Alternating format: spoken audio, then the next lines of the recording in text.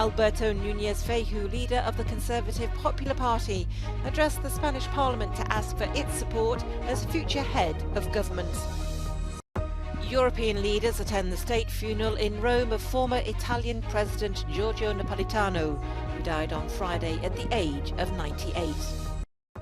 A Ukrainian riverboat captain's been sentenced to 5 years in jail for his part in a collision in Hungary that left 27 people dead and 1 missing. In a legal first, 6 young people from Portugal are bringing 32 governments before the European Court of Human Rights over climate change failures. Alberto Núñez Feijóo, leader of the Conservative Popular Party, has addressed the Spanish Parliament to ask for its support as future head of government. His party was the most voted in the July elections, but doesn't have enough backing. The Socialists appear to do so after negotiating with the Catalan pro-independence party.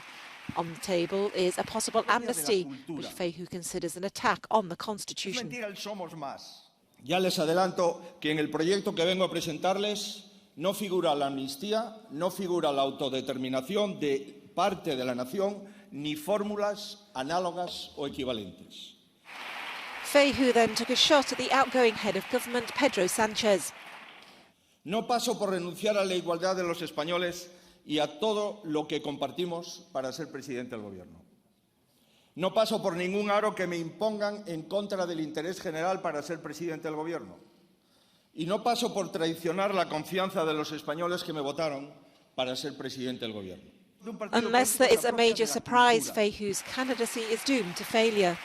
Pedro Sánchez is convinced that he has all the cards in his hands to return to government. European leaders have attended the state funeral in Rome of former President Giorgio Napolitano, who died on Friday at the age of 98. The presidents of France and Germany were among those paying their respects. Napolitano was Italy's president twice between 2006 and 2015 and was considered a stabilising force within the country's often turbulent politics. Euronews' correspondent Giorgia Orlandi has more. As head of state, Giorgio Napolitano helped steer the country through one of the worst political crises the country has ever faced, through the collapse of Silvio Berlusconi's final government at the peak of the debt crisis in 2011, turning the country back from the brink of economic default. Current President Sergio Mattarella recalled his European commitment. In fact, Giorgio Napolitano worked for EU institutions for several years before becoming president, and said, quote, that he fought important battles for social development, progress and peace, both in Italy and the EU. EU and Italian flags were already flying at half-mast in Brussels yesterday. And given the fact that Giorgio Napolitano was a supporter of the EU, and despite recent divisions among EU member states over a number of issues, including migration, several EU leaders attended his funerals, including French President Emmanuel Macron and German President Steinmeier. Giorgia Orlandi for Euronews in Rome. A blow to migrant trafficking in Germany, where police have dismantled a smuggling network of people who pay between 3,000 and 7,000 euros to enter the country illegally. The operation, involving 350 agents, was carried out simultaneously in various federal states, including Lower Saxony and North Rhine-Westphalia. 5 alleged smugglers, 3 women and 2 male Syrian asylum seekers already living in Germany, have been arrested, and more than 100 Syrian citizens have been found in buildings used by the network. The suspects were charged with organised smuggling of foreigners for commercial purposes, money laundering and forgery of documents. The network was discovered through the frequency of trips through Frankfurt Airport. It used several ways of transporting the migrants. Some were taken by plane from Turkey to Luxembourg and then by car to Germany, while others arrived via the Balkan route.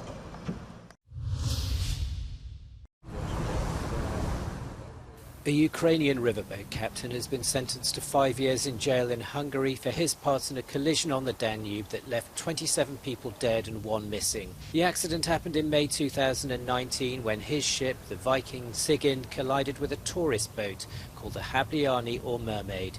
The Habliani sank within seconds. Most of its passengers were tourists from South Korea. 7 of them were rescued from the water in the heavy rain following the collision, and 27 people were recovered dead, including the 2-member Hungarian crew.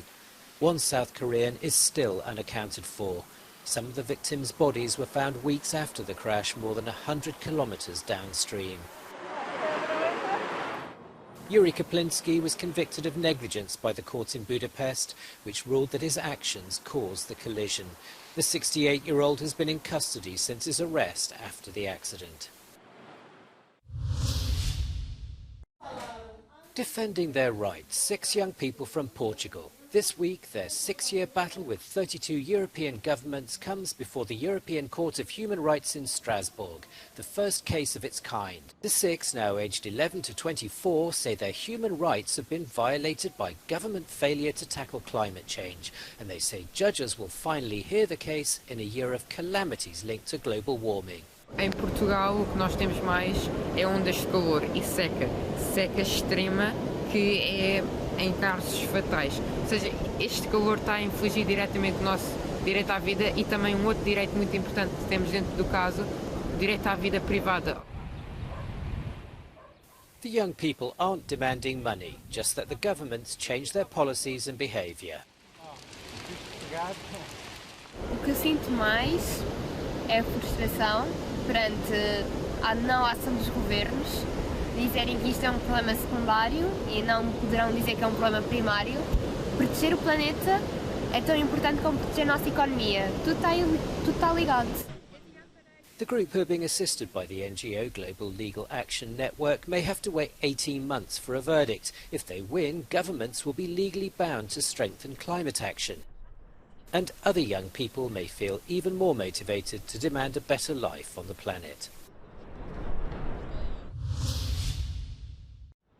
The world needs to speed up the energy transition and not slow down the process, at the risk of the planet failing to meet the objectives of the Paris Agreement and being held hostage to CO2 capture, a technology that is still expensive and not fully proven. This is the main warning from the International Energy Agency in its update to the 2021 roadmap for the energy sector. 2 years ago, the agency warned of the need to put the brakes on new projects based on oil and gas. Now it's going even further and against recent proposals from the United Kingdom and even the European Union. Let me get straight to it. Rishi Sunak has announced a delay on the ban of the sale of new petrol and diesel cars, while the EU Council agreed to a watered-down version of the bloc's next car emission standards. But in order to achieve the objectives, it will be necessary to bring forward the deadlines for carbon neutrality by around 5 years, which means speed up cutting CO2 emissions. On the optimistic side, the agency believes that the energy sector is evolving rapidly. The growth in solar energy and electric vehicles over the last 2 years makes it still possible for the planet to achieve the Paris Agreement's 2050 targets of global warming, limited to 1.5 degrees compared to pre-industrial times.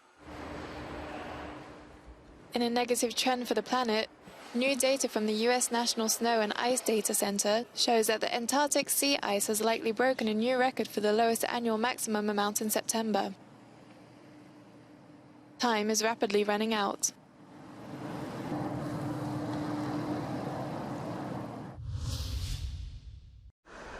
More than 160 flights have been cancelled at the UK's Gatwick airport this week due to a lack of controllers. Up to 30% of staff are currently unavailable for various medical reasons, including a surge in COVID cases. The airport announced on Monday that until October 1st, the number of flights will be limited to 800 per day. The difficulties come after a giant breakdown at the end of August, which led to the cancellation of nearly 2,000 flights over 2 days and numerous delays.